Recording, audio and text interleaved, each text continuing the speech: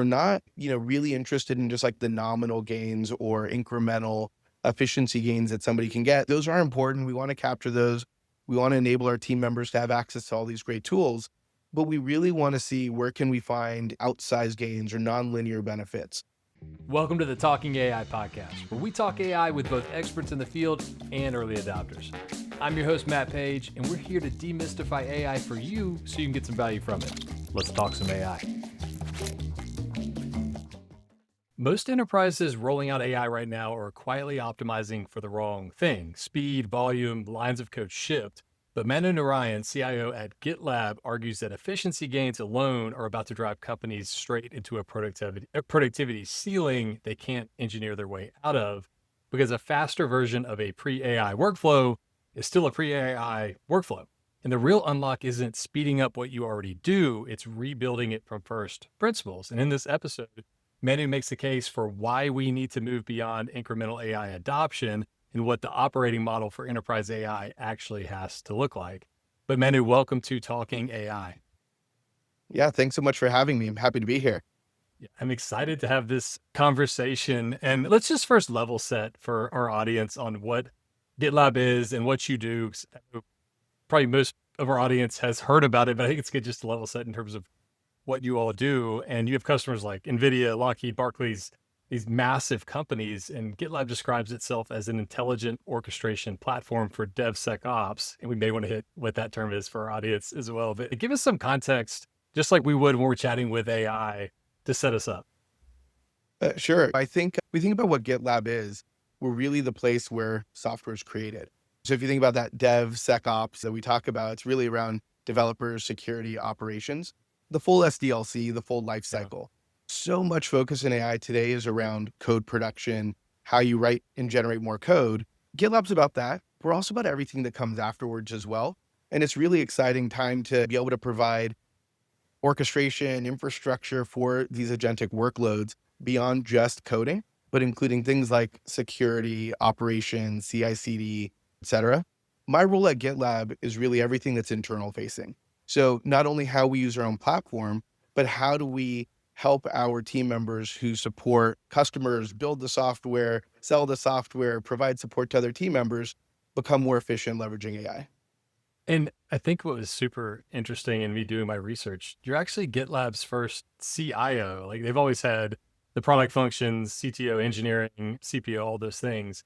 But like you said, you were brought in to kind of lead this enterprise technology, internal AI strategy, data infrastructure. And I think this is, on one side, the most undervalued thing in the enterprise right now, and the biggest pain point that every organization is facing, because I think everybody at this point is leveraging AI. They've adopted AI, but it's almost like it's in these siloed pockets. Like, this team's doing amazing work, this person's doing the work of 100 people, but it's not, the context isn't like going across the org. Like, I'm curious, like, how are you approaching this? And we're going to get deeper into this as we go, but like, from a top line, how are you thinking about this strategically within GitLab? Yeah, I think it's a question that all of us in these roles are facing, not only by being GitLab's first CIO, but just broadly speaking, CIOs in general. It's how do you take the wins and successes that are happening across the organization, but really expand that out into more meaningful ways. And I like to talk about, at times you have this idea of the AI haves and the have-nots, right? You have people who have embraced the technology, understand how it works, have incorporated it into their workflows. And then you have the people that haven't, and that's not by their own fault. It's really a mix of their enablement, it's new technology you have to work with in different ways. And my job is really around how do we capture that in a way that can expand and scale broadly. Yeah, and I think I was looking at a recent article where you were talking, you're kind of taking this hub and spoke model. I think it's smart. Like, I think you can't just do it from top down. You can't just do it from bottoms up. You get value from both. But I don't know. I think it will be contextually relevant for a lot of folks going through this. Like, how are you thinking about that hub and spoke model and kind of the value you're getting from that to get this adoption throughout the organization? Yeah, I think you said it best. It can't be just tops down. It can't be just bottoms up. Yeah. I'm a believer of the saying, all politics is local. I think the best way to drive meaningful transformation is more localized to the personas and roles that ultimately need transformation. And that's where this hub and spoke model, and really in some ways it's a hub spoke hub, and I'll talk about what that means in a minute, Okay, cool.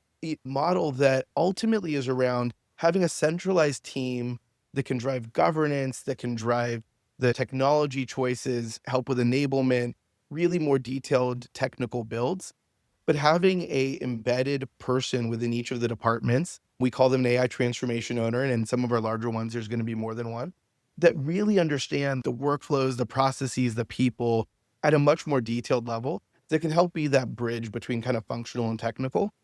Their role is also to then create a center of excellence within their division around champions and people that can ultimately help with those bottoms up ideas. But then that AI transformation owner is really there to help determine what has the best scale, what can really have the biggest impact organizationally, where we want to invest deeper, build resources to make something that's scalable. Quick break in the pod. I keep hearing the same pattern with companies I talk to. Claude's helping employees move faster, but in many companies, the business itself hasn't changed. The value's still trapped in isolated chats and experiments. And that execution gap is why forward deployed engineers have become one of AI's most talked about deployment models. They embed with your team instead of advising from the outside. It's also why the FDE model is now central to every client engagement we lead at Hatchworks AI. As an official Anthropic partner, we embed Anthropic certified FDEs to identify high value business problems, build and deploy the solution, and put governance and security around it, then transfer the capability back to your team. If your cloud rollout's still mostly individual usage, check out how Hatchworks AI FDEs work at hatchworks.com/claude-FDE. You can also find it in the show notes. Now back to the show. Yeah. I'm curious your take here too, because I've seen this interesting phenomenon within my teams and whatnot is people used to have their specific domain. They were the expert in that domain, but there's this bleeding that's going on in a good way, I guess I would say, where you can cover different areas in your domain and tertiary domains. Like an easy example is a copywriter and a designer, right? And the copywriter can actually design things that takes something further for the designer. And on the flip side, the designer could generate compelling copy. Another example, when we do our strategy engagements, the teams have started to leverage AI for a lot of the stakeholder interviews, like that first round, because you can go much wider than you ever could before. And then you have AI synthesizing that. And then our sales team was like, or no, sorry, our talent team was like, oh, that's interesting. Maybe we could do that too. So there's this interesting cross-pollination. Any thoughts on that, or any stories where you've seen something similar in GitLab? Yeah, I think one of the things that we're really focused on as we think about the transformation, clearly there's this big technology portion to it. There's a process portion, and then there's this people portion, right? And some of what we're seeing and what we're driving towards is, I'm going to use the term full stack, and I don't necessarily mean that from a software developer's point of view, right? But having people operate more in this full stack manner, meaning end-to-end ownership across whether it's a certain process, a certain thing, where maybe you used to have 4 or 5 people that all did a sliver of it, really expanding that scope of role and capability. And I think AI gives us that opportunity. We use an example from my own team. If we think about internal development for something, a platform like Salesforce or CRMs, it's not uncommon to see a lot of different domain expertise within that. You have a BSA, maybe you have a product owner, you have an admin, a developer, QA, right? So all of a sudden you have 6, 7 different roles that are touching different parts of this life cycle. And while those functions are all still incredibly important and critical, what we find is that you can actually stretch individuals across more of them. And so it can shorten the cycle of getting development done. It increases that end-to-end accountability, removing some of the internal handoffs that often can slow things down. Yeah. And also gives people an opportunity to break out of the kind of existing roles they've been in and explore other areas. That's one aspect of it. You hit on something else, which was really interesting, which is, how does this then become more cross-domain as you start to think about the people team learning from the AI, from the IT group, and learning from others? And I think we see that really coming about a lot as you think about things like if you're leveraging Claude and you're creating skills that help with internal research, the specific things that you're researching may be different, but the approaches that you take can oftentimes be really similar. And so we find that we have a lot of skill sharing, project sharing happening between groups where they can really share that ideation and learn from one another on how they scale out what they're doing. Yeah. Okay. Rabbit hole time. Skills, which, like everybody thinks skills are a Claude thing, but really it's an AI thing. You can do them in Codex or any whatever platform you want. But I've been going super deep in this, and we're doing it org wide. But like, you start to go down this rabbit hole of like, oh, I could use this skill for this. But then you start to think, oh, well, I could actually have this skill invoke this other skill. And you can start nesting and chaining these things together. And then it starts to almost feel like you're architecting this system, and it has its own governance in a Hmm. sense. I'm curious, like, how do you think about skills? And then maybe follow up, how do you differentiate a skill from an agent? I think it's like an interesting topic I've heard as Yeah. of late. I think I'm gonna maybe start with that last one first, if you don't Yeah. mind. I think it's a good question because there aren't definitions for these things really, right? What is an agent and how's that different from some of the other things that we do? You leveraging AI. I tend to personally draw a distinction between what's human invoked versus autonomous. And when I think about true agentic workloads, I'm thinking about things that are maybe triggered by events that run autonomously, polling and monitoring for things, versus oftentimes skills are a bit more human and person invoked. It gets a little blurry if you think about things like co-work and other things that can then Yeah. Yeah. execute agents on skills on a schedule. But I think that to me is one of the big differentiators is a skill often is a skill that's enhancing what a human does. An agent something that while you may have a human in the loop as part of the process, ultimately is running a bit autonomously. As we think about skills internally, I think that's one of the key ways that we actually scale out what we're trying to achieve. If we take that example we talked about where there's the haves and the have-nots of AI usage, people that have figured out how to use AI really well for their job, whether they're using skills or not, they're ultimately creating usually a set of reusable prompts. Maybe they're using MCP and other things to pull in data and context, even take actions. And the skill helps codify that, which is really important. But moreover, it actually lets us scale that out really easily to other people in similar roles. And so I think that to us is the real power of the skill is that it's a way that you can enable without needing to fully teach around all the fundamentals and then get a consistent way of executing against certain tasks. Yeah. And it's think about onboarding a new employee, and instead of handing them this like SOP they're never going to read, like they can start leveraging these skills real time. It's just so powerful. My favorite one is still I've automated my email with a skill. So it just does it for me and it drafts it up. And I just say, yep, looks good.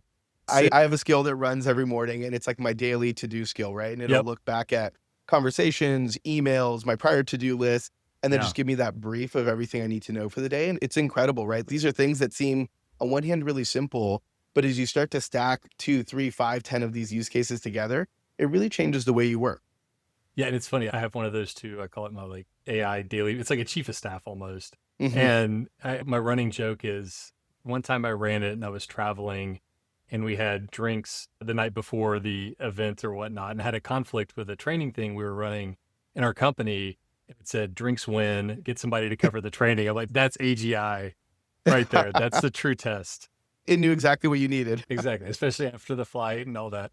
Any other skills that have been interesting, either personal or work related or Yeah, so one of the things we're doing with skills, broadly speaking, I'll talk about kind of a broader program, and then I'll talk about a few specific ones. But, as I talk about how skills are the way that we really see our ability to scale out AI usage, we're Mhm. creating our own internal skill library. We're allowing anybody to kind of submit skills to a GitLab repo, and then we'll have a review process by which those get promoted then into like the official repo which ultimately then get into, Claude, and then distributed to people by persona. And so this is both a great way that we are enabling kind of that ground up adoption, but Mm, also scaling it out in a really kind of systematic and easy way to manage. And so I think like that kind of infrastructure is one of the things that's just really critical as we think about a low touch way to apply a level of governance to, what ultimately is a really impactful process. As we think about skills, I think one of the ones I like to reference is really what we've built around account research. And so this yeah. is something that, if you're a B2B SaaS company, like your sellers do a ton of this, your, customer success managers, AEs, basically every field facing role, whether it's before a call, whether it's as, for a prospect, but you end up doing like a ton of research across Mhm. internal data sources, external sources, maybe like support tickets, just all of that stuff to really get your brief together. And that's the kind of work that is easy to get interrupted, so you always end up losing your flow state if you're doing it manually. And it's work that's also like really critical. So you walk into those conversations kind of fully briefed. And so we have a automated, not automated, we have a skill that essentially will go through, all of the internal systems, some external research sources, and then create a consistent brief on a customer. And I think that that's one of the things that really drives this like level of consistency around how our field can operationalize like, research, but also reduce just a ton of manual effort. Yeah. And spoiler alert, I do the same thing with this podcast. I had it Yeah. research you. It found this actually just published, I think, today or yesterday, the AI accountability report, which I want to chat about in a little bit. But yeah, it's just, sorry for the rabbit hole, but I think it's worth it and it's top of mind for a lot of folks right now. But I want to shift to this. So the popular term right now, and it's getting a little bit of backlash, is token maxing. But I'm curious, what is your take on token maxing? So I see on one side, it's good in the sense that you're enabling and giving freedom, go experiment. But then you also hear these horror stories of budget being blown in a few months, the Uber CTO. And then there's the Axios article, which I still don't know if this is true, but it was an undisclosed AI consultant or somebody. It's like $500 million in a month. 500 in a month. And they didn't know. I'm like, okay, that has to be a massive company. And how do you miss that coming through? But I feel like that's good problems to have, right? When you can miss that over the course of a month. Exactly. Totally different type of scale. Yeah. Look, I think token maxing, it's interesting because there's two parts to it. The idea of gamification to drive adoption, I think, can actually be like really beneficial. And so on one hand, you could say token maxing is a way to gamify AI usage. I personally don't ascribe to it. We haven't really ascribed to it at GitLab, in part because it also encourages not necessarily the right behavior. Yeah. It's really easy to gamify. And there's a direct cost associated at the end, which makes it really difficult as you start to think about that being the means of driving your productivity. So your CFO's best friend, right? Your CFO really likes exactly. We're joined at the hip on this. I think that the idea of token maxing on one hand is, especially early on in this AI journey, wasn't a bad idea, right? It's our people using the thing. But realistically, especially given the costs involved in usage billing models, we ultimately want to make sure we're also driving ROI, and we want to understand use cases. We understand all of those things. And so as we think about our internal usage, we do try to go back to business KPIs. We try to use those as the measures of what we're driving. Even as we think about software development, right? We're not thinking just about things like lines of code.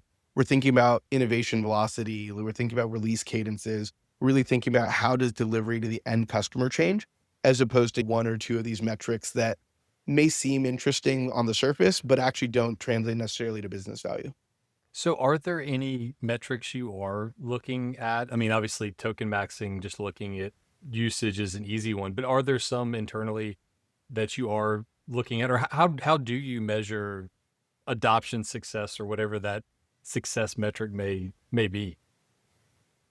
Yeah, look, I think it's both evolved over time, and I'll talk a bit about that at GitLab. And then it also is really role and function specific. Yeah. And so if we think back, even just 6 months ago, which in the AI era seems like an eon ago, we were looking more just at raw usage stats, right? What are people using? We have 5, 6 main enterprise-wide AI platforms. What's utilization look like? And all the things you do on traditional platforms, looking at weekly active versus daily active users and all of those things. And we still do that. I think it's an important measure. And we certainly do look at tokens and cost more from a cost control perspective than we do from a maximized productivity perspective. And then if I take a step back and I say, what's our focus now today? And we're still early/mid through this journey, but it's really by role and persona, how are we driving a transformation? And I think that the key is we're not really interested in just the nominal gains or incremental efficiency gains that somebody can get. Those are important. We want to capture those.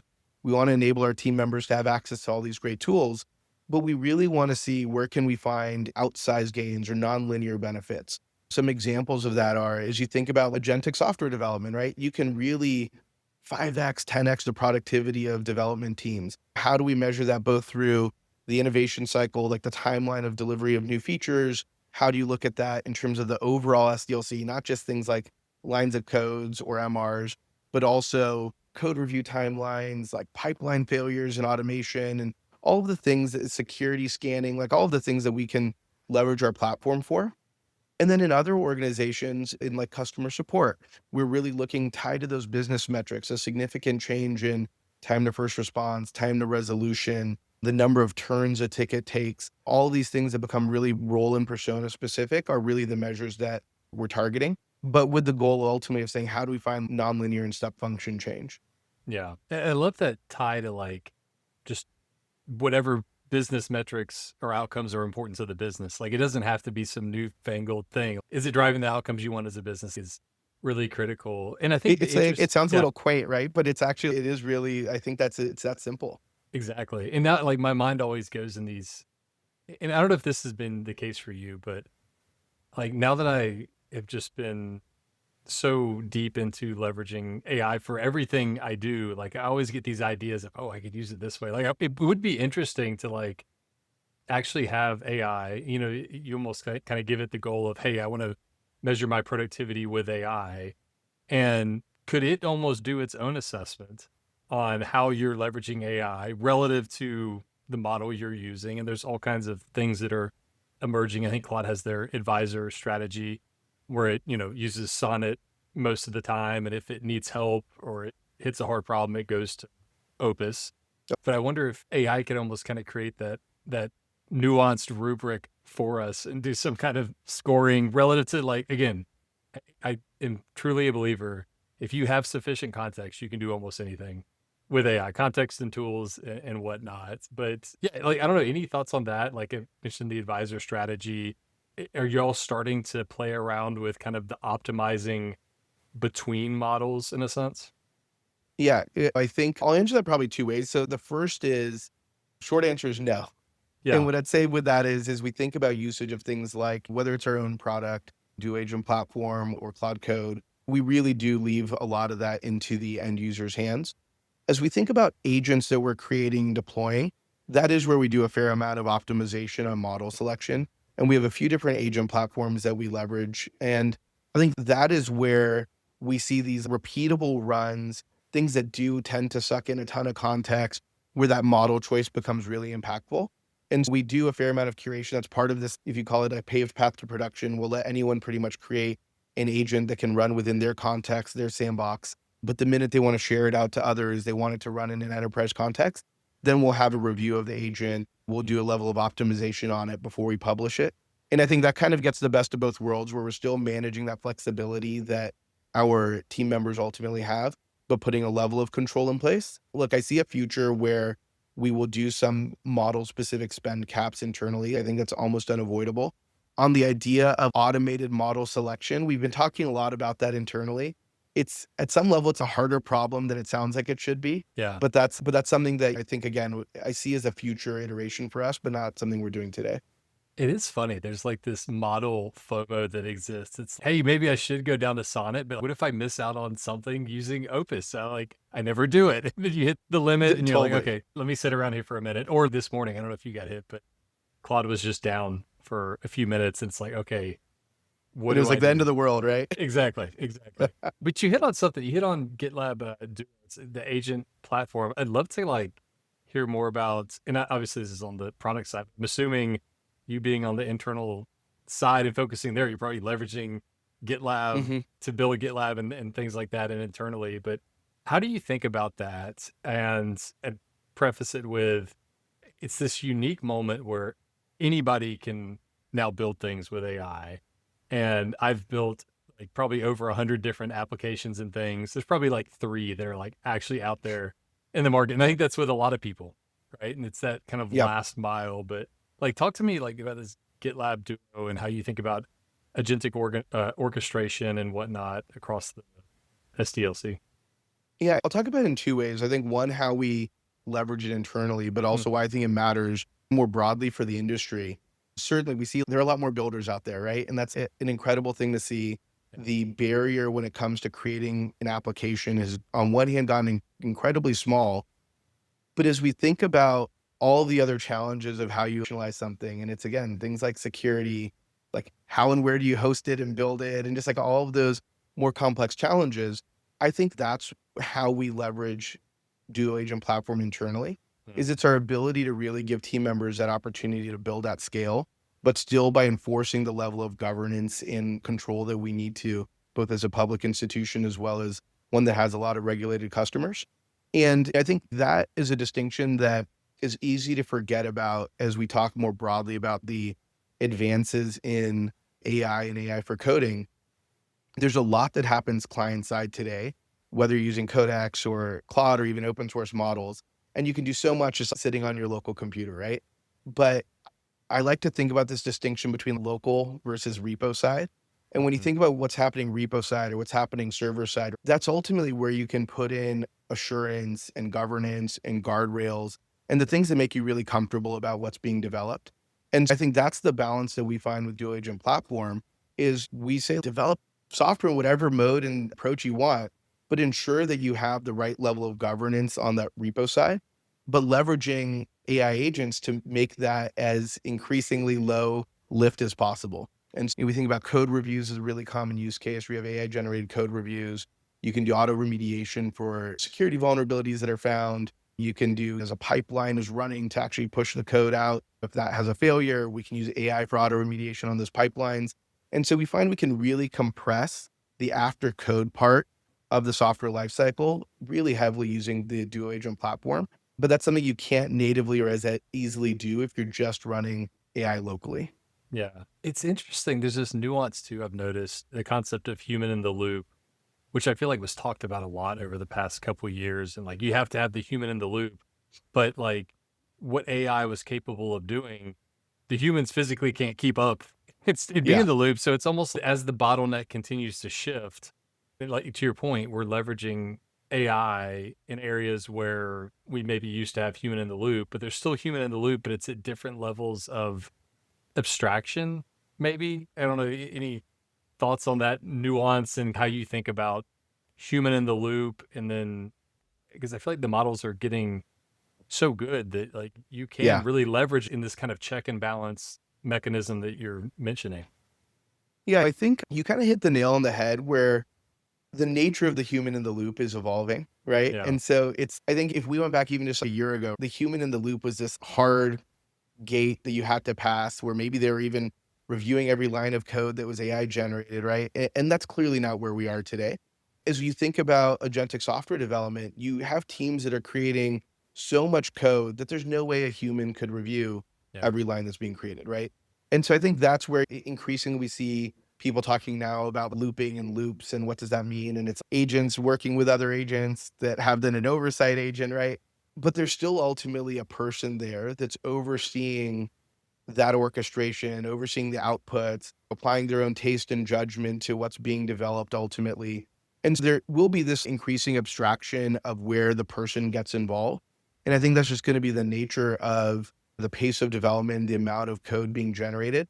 But I think that's also where it's really important that if you're in an organization, you understand what are those key points where you want to have a person involved. And maybe you go, look, the code reviews, we just want to read an AI output of code reviews, but that's fine. But actually the security scans, we're always going to want a person to review, right? I think that's very much an organizational decision that it's going to become part of that evolving view around risk factors versus productivity. But it'll take us a bit to catch up there. It took us with traditional integrations and automations as a similar view 15 years ago where it's, oh, you can't automate things directly and you need to have a human reviewing every transaction, approving it. And now we take that for granted, where we clearly have deeply integrated systems that are currently using deterministic based integrations. The next iteration of that will be how do we drive assurance and governance across non-deterministic ones using AI? And I think you'll have governance type platforms like GitLab for software development that help drive that. Yeah. It's one of the biggest things when we're talking to folks and clients is the governance side of it. It's just becoming the hot topic right now. But like the one book I'm like recommending most to people is called Thinking in Systems. And I think your ability to understand how systems work is just super important because it's understanding at that Hmm. level of what do you call it, abstraction or first principles in terms of systems and feedback loops. You mentioned loops earlier and self-reinforcing and balancing loops. And the example everybody uses is like the thermostat where it's always keeping things back in check and whatnot. But you mentioned the term loops, and this is like the new hot thing with agents and whatnot. And the Yep. concept of a loop is not a new concept, but It is the thing that a lot of people are talking about. Can you go a bit deeper in terms of maybe what loops are and how to think about those from an AI and agentic standpoint? Yeah, I think, look, I'll be honest, like I personally am early on Loop still. And I think it's something that as the just AI landscape evolves, right? It's tough to keep up with everything that's happening. But how we see loops, both on our product side as well as some of our developers are using it, is really around a change in how you interact with AI. And I Yeah. think this is part of that evolution we've seen where, again, maybe a year and a half ago, it was just like chat prompts and code completion. Yeah. And then you have agentic coding where you're like, no, you're giving a bit more of a complete prompt and getting full code blocks back. But that evolution now is really to have a bit of a more slightly autonomous way of developing your software, but by having a discrete set of agents that are working on discrete sets of problems that reinforce one another, right? Yeah. And then the person is there that can still inspect outputs, that can give corrective actions, that can provide additional inputs into that. But ultimately, you have a set of individual agents that are working in their own loops. They're taking information from the other agents and ultimately self-correcting. And this is so interesting because in many ways, it's a different way of thinking about how you achieve your job now. It's not just about me, the person sitting and writing code and ultimately pushing an application. Or if I'm a sales rep, it's not about me looking at a single account, doing the research and sending outbound email, right? You're really looking at how a team of agents is working and operating, and you're helping orchestrate them. And so it's Yeah. a bit of the role of almost like a manager of agents as opposed to the doer of a task. And I think that's a bit of the evolution that we see really happening in the workforce. Yeah, no, it's super interesting. And I think too, it's even when you're leveraging, whether you're working in ChatGPT and kind of the reasoning side, Cloud Code, you can see a lot of the times it reasoning with itself. And it's like, oh, I can't do this. Let me go do that. Oh, I researched that. Yeah. That's super interesting. So you can almost witness this reinforcing loop in a sense where it's gathering context, doing the thing before it gives you Yeah. the It'll be like, oh, no, output. I can't use that tool. Let me try a different Yeah, let me tool, try right? this thing. Yeah, it's Yeah. funny kind of watching it's like a train of thought, which is super Yeah. interesting. I mentioned earlier the AI accountability reports. I think that just got published today or yesterday. And, by the time this goes live, it will already be out there. But I was like feverishly giving that to Claude to go research it. But it like, Yeah. you surveyed 1,500 DevSecOps professionals. And I don't know if you've actually seen the output yet because it is so current, but it argued that context and traceability are the new differentiators and that speed is basically getting commoditized. How do you think about that concept of context and traceability and why it is so important right now? Yeah. You and I spoke about it a bit earlier as well, right? If you have enough of the right context, AI can do a bit of anything. And I think that's been the case for a while, and it's certainly still true today, but it's almost more true because as you think about the capabilities of the different frontier LLMs has increased and improved so dramatically, the ability to access context itself has not. And so I think that as you look at how do you bring the right level of context to a task, whether it's through automated means, a human introducing that context, it's increasingly important. And I'll use an example. First, it's from a team I was talking to last night, and then I'll use from a GitLab product perspective. But if you take a customer support workload, right? So we have a support engineer, and GitLab is a fairly technical product. We have very technical support engineering team members. But on one hand, people say, oh, AI is definitely like customer support to solve a problem, right? But the problem is context still really matters. And how do you actually bring to bear all of the experience that an individual has when it comes to different deployment types, different operating systems, different versions of things, the problems that they've seen in the past? Very rarely is all of that documented because that's part of what a human brings to bear. And as we think about AI and customer support, for example, it's where there's rich context, we're going to leverage AI. But then there's areas where there isn't rich context that's documented, and we're going to leverage the power of the person. As you think about in a software development workflow, the same thing's actually really true. So on one hand, you can have a code base, right? And the AI is great at working through a code base. But what about the failures when you try to push that code? What about the last security scan? What about the last comments from your manager on the code review? And all of those things stitched together actually create this more relevant and rich context that can ultimately make your agentic operations a lot better. And we see as people are leveraging, for example, our own knowledge graph, GitLab Orbit, that you can consume less tokens, get more accurate output, and oftentimes quicker output because of the ability to have this really rich knowledge graph of context, as opposed to piecemealing together pieces of that. Yeah, it's interesting. On my own personal side, I've been playing around with Andres Karpathy's LLM wiki that he created. And I don't know if you'd qualify that as a knowledge graph, or it's not really RAG either, but I it's feel just like it's close interesting. enough though, right, on a personal Yeah, basis, right? conceptually, right? But it's really cool how it does make these connections between the things based on whatever I'm doing and whatnot.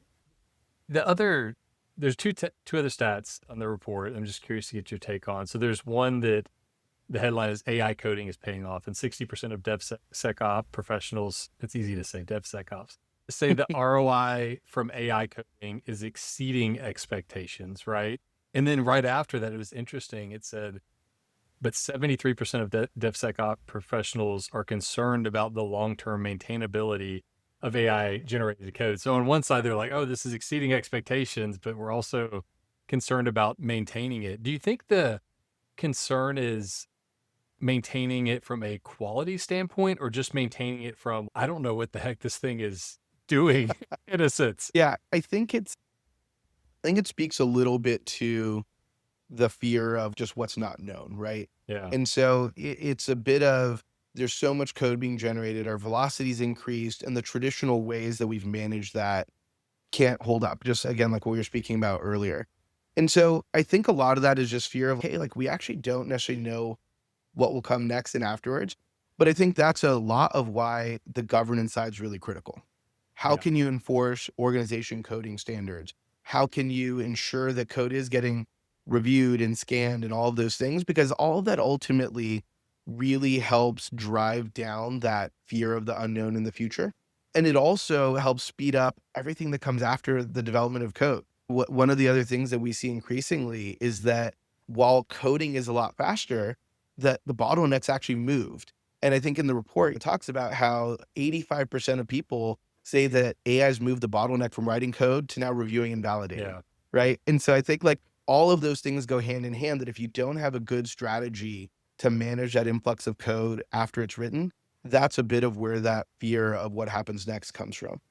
Yeah, that's interesting. And I'd be curious to get your take on this too. I was thinking through this the other day, and this may not apply as much to GitLab, but there's that whole narrative around the SaaSpocalypse, and part of me is it's just completely overblown, and there will be incumbents that don't make it through, and new startups disrupt them. Just a tale as old as time. But it's interesting. It's every tool and platform has like their own agents, but then from a user perspective, it's, do I really want to use 30 different agents? And it's Yeah. like this bring your own agent concept where, hey, I just want to like connect to your thing and let my agent or Claude go do its work with my context for my other stuff. Mhm. But then I started thinking through it. But there is value in whatever tool or SaaS product you're using, and it having an agent, but its core function isn't necessarily interacting with the user, but the user's agent. So it can get the most Yeah. value out of the platform. I don't know, like just curious thinking on that, maybe from a broader landscape and agents and all the things going on. Yeah. Look, I, for one, also do believe that the SaaS apocalypse is probably overstated. The nature of SaaS and how we use it is going to shift and change. Yeah. But I think what doesn't is the need for key systems of record, the need for systems that apply governance and compliance and SOX controls, and just all of those things that come with it. And look, like even from embarking on some of our own internal journeys, it's like really easy to get to that proof of concept that's 80%, 90% of the way there. Yes. It has bells and whistles and features that people love. But that remaining 20%, as you start to layer in like role-based access control, as you start to think about things like versioning, as you start to think about how do you maintain immutable versus non-immutable records, like the things that are actually like really deep problems, those end up being this really long tail on internal development then. I don't think that AI-driven software development is going to fundamentally shift and change that, Yeah. especially when we think about the types of workflows and workloads that run on top of some of our key SaaS offerings. Now, I think your note around the agent sprawl and proliferation is super real. And every agent also then wants context, to every other system of record and Yeah. application, right? So you start to think about all of the kind of challenges around data sovereignty, data governance. It's a Yeah. very real, challenging problem. For us internally, our strategy has been to focus on a handful of a few platforms where we really build out agents, where we allow our data to reside, but then leverage things like native MCP connectors or custom built MCP connectors to our SaaS applications so we can bring in that rich context. I think we'll see that evolve. I'm not sure if MCP is the be all end all protocol for what we ultimately all need to do. Your comment, Matt, around, okay, are we going to have like agents talking to agents? That actually is like really interesting. I think something that we'll probably see a bit more of like agent to agent communication protocols emerging. But I don't think that MCP itself is going to be where we all land in a few years. Yeah, no, that's a good point. I think you hit the nail on the head. It's cool that you can go vibe code your CRM, but by the way, you have to maintain it, govern it, add features to it. And is that actually differentiating to what you're doing as a business, or could you spend your Exactly right. time better elsewhere? And it's trade-offs. It's back to like first principles in a sense, right? But I'd be remiss if I didn't ask about shadow AI to a CIO. Like shadow IT is like this concept that a lot of people know and are familiar with and maybe are culprits of. But how do you think about this concept of shadow AI and people using their own AI that maybe is not sanctioned or approved? It's just like with shadow IT, it's a problem that exists and it happens. You have both awareness on it and you're constantly combating it. I think a few things that maybe jump to mind. How we tackle shadow AI isn't really any different than how we've tackled shadow IT in the past, right? And it's a mix of education, policy, a level of controls that exist with a network and endpoint layer, as well as then, and I think the most critical is having a really happy path to production for people, right? Mhm. The official means of getting something approved, of being able to do a POC, of being able to deploy a vibe coded app, those can't be more painful than going on your own. And so a lot of it's this deep interaction we have with our team member base to ensure that we're joined with them, we're in the journey with them, and we're here to support them. And if they have needs, ideas, maybe we'll try to steer it towards a different approach or platform that aligns with our governance strategy. But ultimately, to really have that happy path to production, I think we've struck a good balance internally around giving a fair amount of freedom in those individual sandboxes I talked about earlier, but then having some governance and control as we think about broader access to data and enterprise-wide deployments. And that's helped stem that. But look, I would say the biggest challenge is probably the vibe coded apps and how we manage that. But luckily, we're able to do so on our platform and drive a fair amount of governance through that. Yeah, no, I think you hit it. It can't be more painful than doing it on your own. That's like the perfect Yeah. barometer. Okay, let's do a bit of a lightning round. I'm going to ask a few questions to wrap us up. But okay, so what superpowers do you think are most important for individuals to have right now in this new era? Gosh. Or quality You know, superpowers? yeah. Look, I think intellectual curiosity has always been something I've said, Mhm. and I'll say it even more with AI. Your ability to access information, to become a pseudo expert on things is unparalleled to any time in history before. And so if you have curiosity and a little bit of intellectual horsepower, you can pretty much do anything now. Yeah. Okay. So for the CIO listening who suspects they're stuck optimizing old workflows instead of rebuilding them, thinking from first principles, what's the first move that they should make? If somebody's early on in this journey, what do you feel is the first move that they should do? I think it's going to sound a little trite, but it's executive team alignment around the scope of the change you want to make. And that was one of the Mm, first things I did was really align with my peers on the executive team that we're not looking for incremental gains. We're looking for a wholesale transformation. yeah. And that's ended up being a really tight partnership with our chief people officer and his organization as we think about things like the evolving nature of roles and AI literacy and enablement and all of those things. But like that top level alignment on what are we even trying to do and driving that scope of change, I think is the most critical. What's one AI capability you wish vendors would stop overselling? Or what do you think is overhyped right now? Yeah. Look, I still think a lot of AI vendors are simply selling essentially wrappers on a model. And so it's like, we're going to give access to the data in this SaaS app to some frontier model, and they're trying to upcharge you a lot for that. I think there's nominal value in that. We really have moved beyond just data-based type use cases with AI, and we really need to have true agentic capabilities that get work done. Okay, what's the single best dollar of AI spend you made in this past year? I normally would say GitLab, but I don't have to pay for GitLab. I You think get one of the ones that's given us the best bang for a buck is a platform called Glean. It's essentially an internal enterprise search platform. And I think it both is an agent platform for us, but also knowledge platform. And pretty universally is one of the ones we get the highest pieces of feedback around. Yeah, we're actually partners of Glean. It's that whole intelligence layer concept is just very Yeah, it's kind of like top you're of talking mind about for folks. Carpethy's knowledge LLM. Yeah. This is the enterprise knowledge LLM, right? Exactly. All right, last one for you. What advice would you give to your pre-AI self, or maybe before you joined GitLab? What would you have told your younger self then that you know now? Yeah, I feel like the AI era is like living in dog years, right? But I think, and I've done an okay job with this, but I think I just remind myself, we need to be nimble, we need to be agile, we need to move quickly, and it's okay to pivot. And if I think about the 9-10 months I've been at GitLab, we've probably had 3 different iterations of our AI Yeah. program. And I think that's perfectly okay. What doesn't work is the traditional way of RFPs and POCs and all that stuff that like enterprise technology teams have traditionally done. We really need to have a more agile approach and be okay that you're going to make a call and maybe next year it's not going to be the right call anymore. Yeah, it is interesting. The cost of pivoting, I feel like, has gone down a lot, right? Because you can do Yeah. that more. And I struggle with this at times too. I'm like, oh, we can't make that pivot again or change this, but it is easier to do it. So there's that balance between you're constantly optimizing toward whatever metric you want and then creating confusion, but there is value in it. I do agree Yeah. with you there. And I think it's like in this current time period, speed is probably the more important metric than Totally, yeah. some of the traditional ones we've optimized for.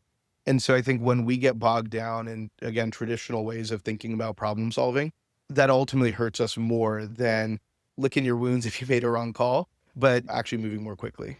Totally. Man, it was great having you on Talking AI. I really enjoyed the conversation. Where can folks find you, learn more about GitLab? Yeah. First off, Matt, thanks for having me. It's been a great conversation. I'd say I'm like pretty active on LinkedIn, do a lot of posts and invite people to connect with me. Happy to always do coffee chats and connect. And then our GitLab blog is great to both learn about agentic orchestration and how we see the future of software development. And really would love for people to check that out as well. Yeah, there definitely is some good stuff on there. All right, Manu, great having you on Talking AI. Yeah, thanks so much, Matt. Thanks for listening to the Talking AI podcast. If you enjoyed the show, give us a follow or subscribe on your favorite podcast platform. And don't forget to leave us a review. We love those. For more info on Talking AI, visit talkingaipodcast.com. Quick break in the pod. If you're listening to this podcast, chances are you've been thinking about how to actually use AI inside your business. And that's exactly why we built the AI Opportunity Finder. It's a free tool that helps you uncover high impact, tailored AI use cases based on your business, your goals, your pain points, and your industry. No fluff, no generic use cases, just real ideas that fit your business, and they're ranked by ROI potential. It takes about 3 minutes to run, and it's like having your own personal AI strategist for free. If you want to try it for free, check out the link in the show notes or go to hatchworks.com/AI-opportunity-finder.